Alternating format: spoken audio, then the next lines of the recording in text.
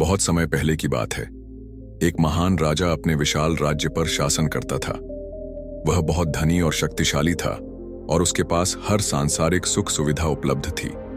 राजा की 4 पत्नियां थीं, जिनमें से प्रत्येक के प्रति उसका व्यवहार अलग अलग था। वह सबसे अधिक प्रेम और ध्यान अपनी चौथी पत्नी को देता था, जबकि पहली पत्नी की पूरी तरह उपेक्षा करता था।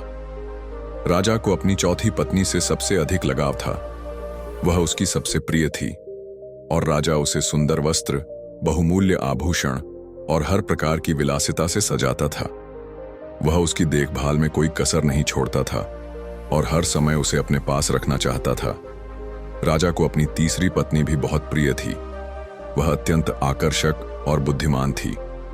राजा को उस पर बहुत गर्व था और वह चाहता था कि पूरे राज्य में उसकी सुंदरता और प्रतिभा की चर्चा हो।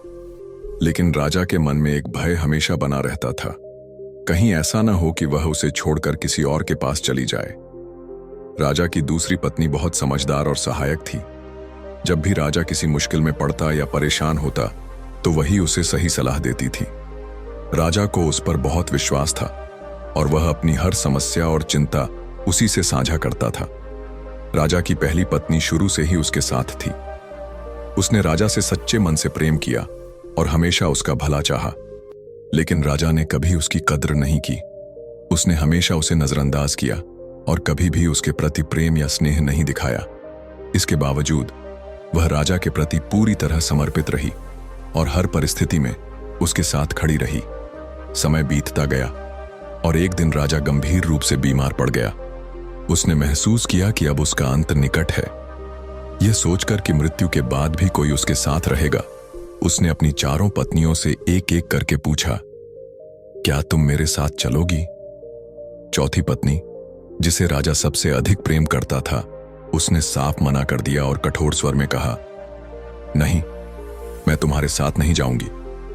यह सुनकर राजा को गहरा आघात लगा। उसने अपने जीवन का सबसे अधिक समय और संसाधन इसी पत्नी को संवारने में लगाए थे और अब वह उसे अकेला छोड़कर जाने के लिए तैयार थी। जब राजा ने तीसरी पत्नी से पूछा, तीसरी पत्नी ने कहा, राजा, मैं तुम्हारे जाने के बाद किसी और से विवाह कर लूंगी। राजा को यह सुनकर बहुत दुख हुआ। जिसे उसने गर्व के साथ हमेशा अपने पास रखा, वह बिना किसी झिझक के उसे भूल जाने को तैयार थी। अब दूसरी पत्नी की बारी थी। राजा ने उससे भी पूछा।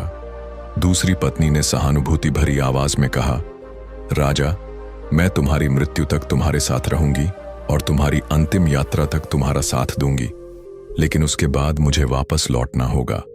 राजा को यह सुनकर थोड़ी राहत मिली, लेकिन वह जानता था कि मृत्यु के बाद वह पूरी तरह अकेला रह जाएगा।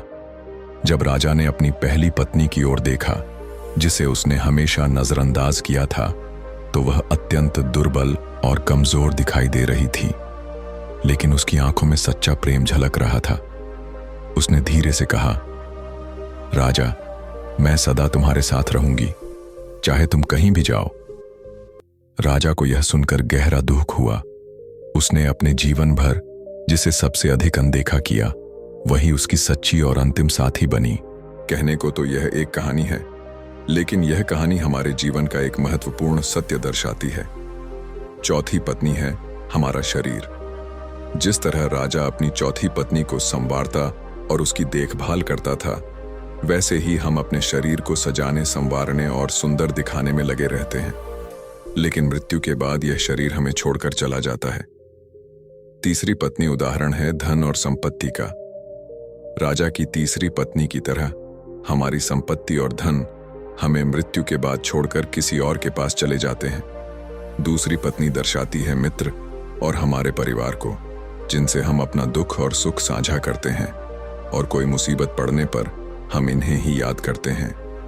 हमारे मित्र और परिवार हमारी मृत्यु तक हमारे साथ होते हैं, हमारी अंतिम यात्रा तक हमें छोड़ने आते हैं, लेकिन अंततः वे भी हमें छोड़कर चले जाते हैं। और पहली पत्नी है हमारे कर्म। राजा की पहली पत्नी हमारे कर्मों का प्रतीक है, जो पहले से हमारे साथ होते हैं। हम जीवन भर अपने कर्मों को नजरअंदाज करते हैं, लेकिन मृत्यु के बाद केवल यही हमारे साथ जाते हैं। यह कहानी हमें सिखाती है कि हमें अपने जीवन में अच्छे कर्म करने चाहिए और अपने शरीर, धन, मित्रों और परिवार के साथ साथ अपने कर्मों पर भी ध्यान देना चाहिए, क्योंकि अंत में केवल हमारे कर्म ही हमारे सच्चे साथी होते हैं। यह कहानी हमें यह भी याद दिलाती है कि हमें अपने जीवन में भौतिक वस्तुओं और सांसारिक सुखों को ही सब कुछ नहीं समझना चाहिए। हमें अपने रिश्तों और अपने मूल्यों को भी महत्व देना चाहिए।